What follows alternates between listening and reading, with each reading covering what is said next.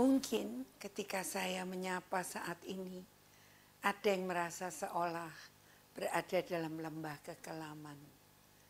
Mungkin ada di antara jemaat yang mempunyai keluarga yang sakit, atau mungkin kita sedang berada dalam kesulitan keuangan karena pekerjaan kita macet dalam situasi pandemi ini, atau mungkin banyak masalah lain yang mengelilingi kita.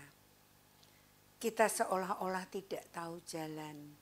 Semuanya nampak begitu menakutkan. Mari kita baca Mazmur 23 ayat 4. Sekalipun aku berjalan dalam lembah kekelaman, aku tidak takut bahaya, sebab Engkau besertaku. Gadamu dan tongkatmu, itulah yang menghibur aku. Dalam bahasa Inggris dikatakan, Yea, though I walk through the valley of the shadow of death, I will fear no evil, for thou art with me, thy rod and thy staff, they comfort me. Perhatikan kata berjalan dalam lembah kekelaman. Dalam bahasa Inggris disebut I walk through.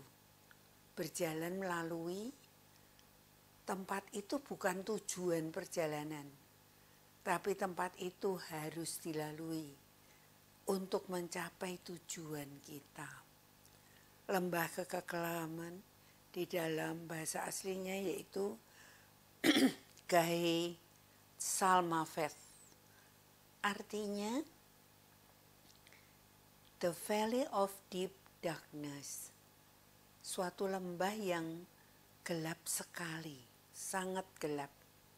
Suasana yang digambarkan adalah tempat yang sama sekali gelap, tidak ada terang.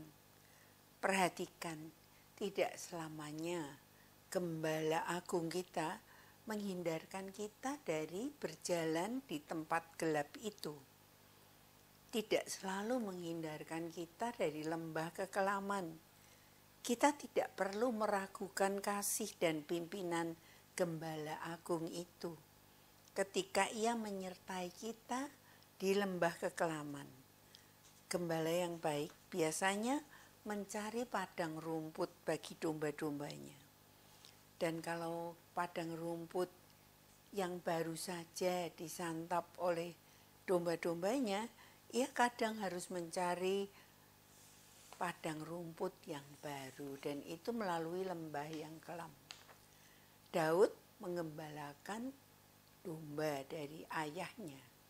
Dia harus mencari tempat-tempat yang lain, termasuk ke belantara Yudea di sebelah barat lembah Yordan.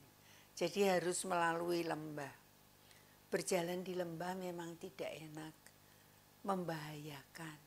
Ada kalanya banjir datang, atau kita terjebak dalam lumpur, atau berada di tebing-tebing yang sangat curam. Kata berjalan itu meyakinkan kita bahwa lembah kekelaman itu hanya dilalui, bukan tujuan. Tapi jalan itu harus dilewati. Gembala Agung itu tidak menyesatkan kita atau mencelakakan kita. Ia sedang membawa kita ke tempat yang lebih baik. Ada tongkat dan gada yang dibawanya. Dan gada dan tongkat itu adalah petunjuk arah kalau sedang gelap. Ketukan tongkat itu akan membawa domba-domba itu berjalan pada jalan yang seharusnya. Dan gada adalah alat untuk membela domba-domba itu ketika berjalan dan menemui bahaya. Dia sedang membawa kita ke tempat yang lebih baik. Mari kita tidak meragukan kasih-Nya.